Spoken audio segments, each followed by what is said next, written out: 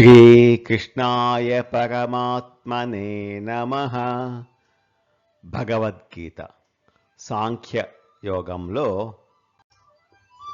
ఈరోజు మనం 51వ శ్లోకం తెలుసుకుందాము. ఇంతకు ముందు శ్లోకంలో సమత్వ బుద్ధితో కర్మలు చేయటం వలన పాపపుణ్యములు అంటుకోవు అని ఉపదేశించారు శ్రీకృష్ణ పరమాత్మ. ఇంకొంచెం విపులంగా ఈ 51వ శ్లోకం. కర్మజం బుద్ధియుక్తా హి ఫలం త్యక్త్వా మనీషిణః జన్మబంధ వినుర్ముక్తాః పదం గచ్చంత్యనామయం. మనీషిణః జ్ఞానవంతులు, తెలివైన వాళ్ళు, కర్మజం ఫలం త్యక్త్వా ఆ కర్మ వలన వచ్చేటటువంటి ఫలాలను త్యజించి బుద్ధియుక్తాః సమత్వ బుద్ధి కలవారై జన్మబంధ వినుర్ముక్తాః ఏ రకమైన జన్మతోనూ ఏ రకమైన బంధంతోనూ సంబంధం లేకుండా ఆ సంబంధాలన్నీ తొలగిపోగా ఆ సంబంధాల నుండి విముక్తులై అనామయం పదం గచ్చంతి ఏ రకమైన బాధలు కష్టాలు లేని నిర్వికారమైన పరమపదమును పరమాత్మ సాన్నిధ్యాన్ని పొందుతారు. శ్రీకృష్ణ పరమాత్మ ఏం చెప్తున్నారంటే, పరమాత్మ భావనతో తత్వజ్ఞానం కోసం సమత్వ బుద్ధితో సత్కర్మ ఆచరణ చేస్తే వారికి తత్వజ్ఞానం అందుతుంది. తత్వజ్ఞానం అందిన మరుక్షణం, తత్వజ్ఞానం అందిన వెంటనే ఏ రకమైన కర్మబంధాలు అంటుకోవు.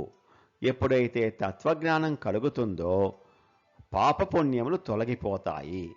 పాపపుణ్యములు పోవడం వలన ఏ రకమైన జన్మబంధనాలకు కారణం లేకపోవడం వలన మానవుడు మరుజన్మను పొందడు.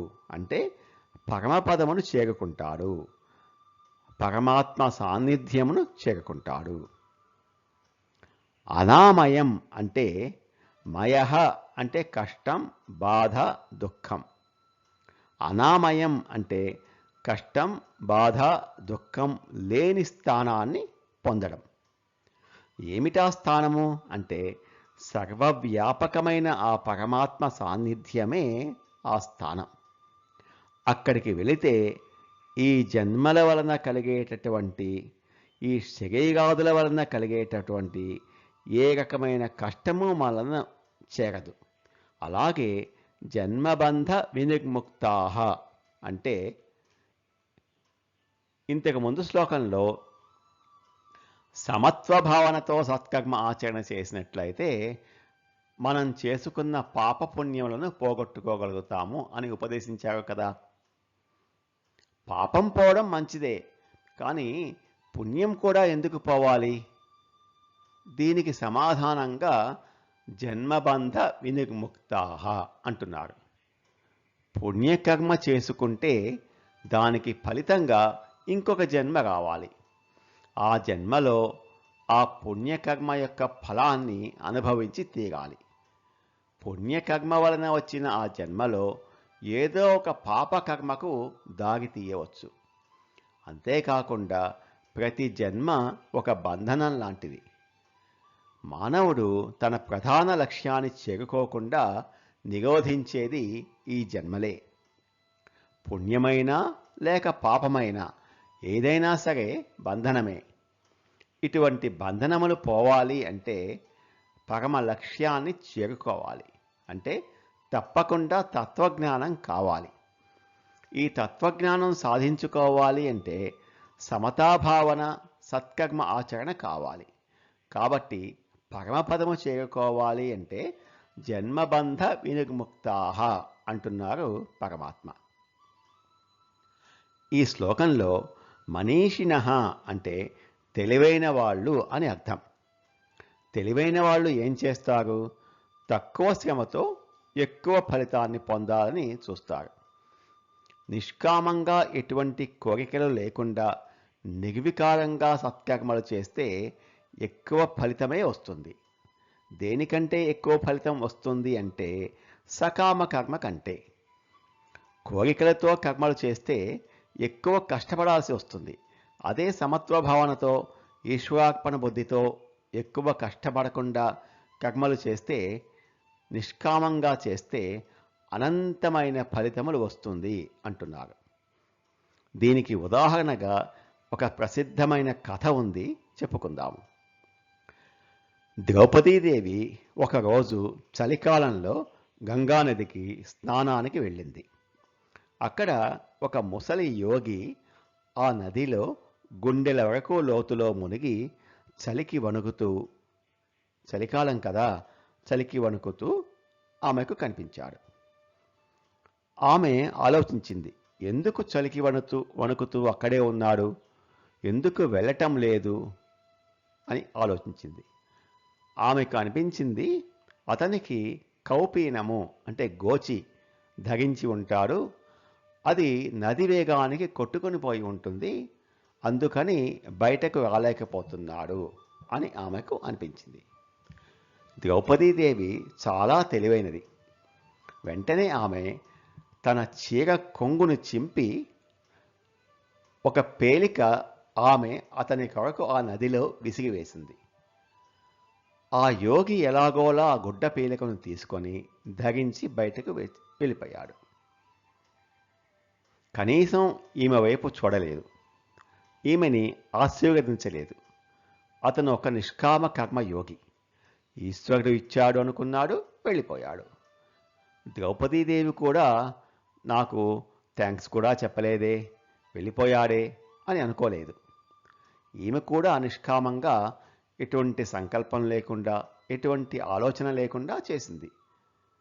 దీనికి ఫలితం ఆమెకు ఎప్పుడు వచ్చింది అంటే, దుశ్శాసనుడు నిండు సభలో వస్త్రాపహరణ చేస్తున్నప్పుడు పరమాత్మ ఈమెకి వస్త్రాలు ఇవ్వాలి అని అనుకొని, ఈమె అప్పుడు నిష్కామంగా సత్కర్మ ఆచరణ చేసింది కాబట్టి ఈమెకు అనంతంగా వస్త్రాలను ఇవ్వాలి అనుకున్నాడు. దుశ్శాసనుడు వస్త్రాలు లాగి లాగి అలసిపోయి పడిపోయేంత వరకు వస్త్రాలను ఇస్తూనే ఉన్నాడు. ద్రౌపదీదేవి ఒక చిన్న గుడ్డ పేలిక నిష్కామంగా ఇస్తేనే దానికి పరమాత్మ ఆమెకు ఆపత్ సమయంలో అనంతమైన ఫలితాన్ని ఇచ్చాడు. ఇలా ఉంటుంది నిష్కామ కర్మ యొక్క ఫలితం. నిష్కామ కర్మ ఆచరించే సత్పురుషులు ఎంతోమంది ఉన్నారు. కాబట్టి జన్మలకు కారణం కర్మలు. జన్మల నుంచి విముక్తి అవ్వాలన్నా కూడా కర్మలే, కాకపోతే నిష్కామ సత్కర్మ ఆచరణ. బంధానికి కారణం సకామ కర్మ, విముక్తికి కూడా నిష్కామ కర్మ. రెండు కర్మలే కదా. ఇది ఎలా అని మనకు సందేహం రావచ్చు. దీనికోసమే పరమాత్మ మనీషిణః తెలివైన మానవులు అని చెప్పారు. ఒక తాళం కప్పకి తాళం వేయాలన్నా తాళం తీయాలన్నా ఒకటే తాళం చెవి కదా. లాక్ చేయాలన్నా అన్లాక్ చేయాలన్నా ఒకటే కీ. ఒకవైపు తిప్పితే లాక్ అవుతుంది, అదే కీ తోటి ఇంకొక వైపు తిప్పితే అన్లాక్ అవుతుంది. అలాగా కర్మ కీ అనుకుంటే, నిష్కామ సత్కర్మ చేస్తే జన్మబంధనం నుండి విముక్తి, సకామ సత్కర్మ చేస్తే జన్మ బంధనము కలుగుతుంది. తాళం చెవిని ఎటువైపు తిప్పాలో మన చేతిలోనే ఉంది. కోరికలతో సత్కర్మ ఆచరణ చేస్తే లాక్ అంటే జన్మ బంధనము, కోరికలు లేకుండా సత్కర్మ ఆచరణ చేస్తే అన్లాక్ అంటే జన్మ విముక్తి లభిస్తుంది. ఏది కావాలో మనల్ని నిర్ణయించుకోమంటున్నాడు పరమాత్మ. నమో భగవతే వాసుదేవాయ. ఏతత్ఫలం శ్రీకృష్ణార్పణమస్తు. స్వస్తి.